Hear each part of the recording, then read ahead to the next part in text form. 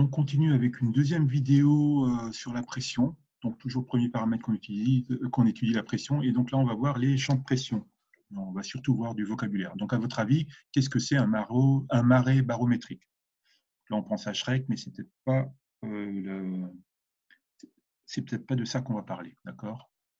Est-ce qu'on va aller dans le marais de Shrek? Voyons voir ça. Donc, on va voir le vocabulaire. Et pour ça, regardons une carte. Donc, vous voyez sur cette carte, vous voyez d'abord des lignes. Vous les voyez, ces lignes qui sont plus ou moins épaisses, avec marqué dessus 1015, 1010, 1005. Ce sont des isobars, ce sont des lignes d'égale pression. D'accord? Donc, ces isobars nous donnent les endroits où on a plus ou moins les mêmes pressions. Et donc, forcément, on a une pression qui diminue d'un côté et qui augmente de l'autre côté de la ligne. On a ensuite des anticyclones et des dorsales. Donc, vous voyez des grands A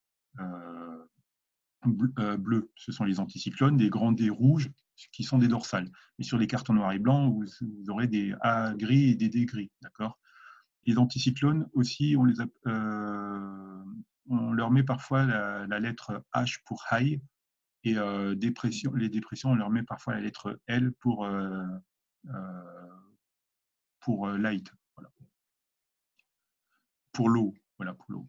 Et donc, les anticyclones d'abord. Donc, on voit les anticyclones, ce sont des endroits où on a des fortes pressions. Vous voyez que ça monte, par exemple, de 1015 anticyclones en bas à gauche.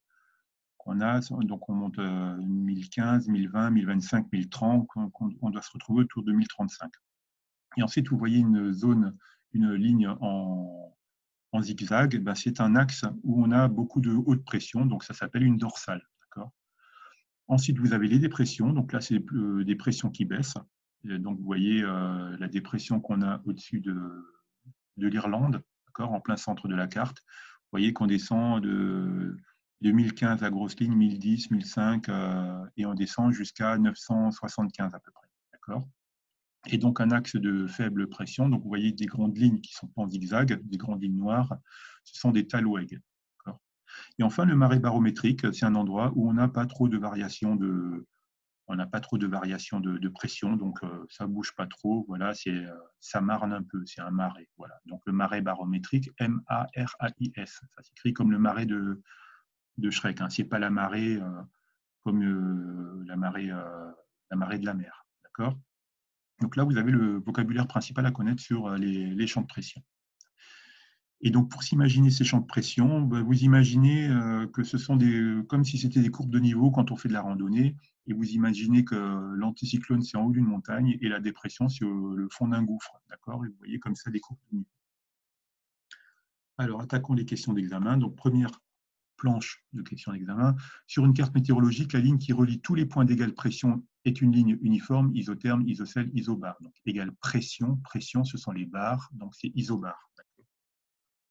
Ensuite, on appelle dorsale. Donc, dorsale, c'est en haut, c'est le dos. Okay, c'est au-dessus. Donc, c'est une crête de haute pression qui prolonge un anticyclone. Et ce n'est pas une vallée de basse pression qui prolonge un anticyclone, vu qu'un anticyclone, c'est au-dessus, ce n'est pas en dessous. Ensuite, donc, réponse A. Ensuite, une vaste région où la pression est inférieure à 1015, donc 1013, mais on arrondit à 1015 hectopascal, et dont la pression minimale est située au centre, s'appelle une dorsale, une dépression, un talweg, un anticyclone. Donc, c'est une dépression. D'accord. Si la pression minimale n'était pas au centre, et si c'était un axe, ce serait un talweg. Deuxième planche de question. Sur la carte des isobars, la dépression est caractérisée par des isobars fermés dont les valeurs de pression augmentent du centre vers l'extérieur, des isobars espacés et mal organisés, un axe de haute pression, des isobars fermés dont les valeurs de pression augmentent vers l'intérieur. Donc, la dépression, ce sont des isobars fermés avec des pressions, des valeurs qui diminuent vers l'intérieur, d'accord. Donc, les valeurs de pression augmentent du centre vers l'extérieur, d'accord. Donc, c'est par exemple à l'endroit où on a un petit 1. Vous voyez donc, c'est la réponse A. Là, vous voyez une belle carte en couleur. Le jour de l'examen, c'est une photocopie de photocopie en noir et blanc. Vous n'attendez pas à avoir des belles cartes en couleur. Ensuite, sur la carte des champs de pression ci-contre, la pression atmosphérique la plus élevée règne sur la ligne isobar 1, 2, 3 ou 4. Donc là, vous voyez, on vous demande de trouver la pression atmosphérique la plus élevée. Donc la plus élevée, ça va être un anticyclone. Donc est-ce que ça peut être le 1? Donc le 1, c'est près d'une dépression, donc ce n'est pas le cas. Le 3, ça remonte un peu, mais on est toujours en dessous du 1015, qui est la moyenne, plus ou moins. Ensuite, le 4 est un peu plus basse.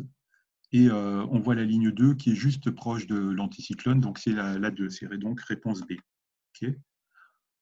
Enfin, dernière question, comment appelle-t-on une zone où la pression atmosphérique varie peu au sein d'une surface géographique importante? Donc anticyclone, marée barométrique, col barométrique, marée barométrique.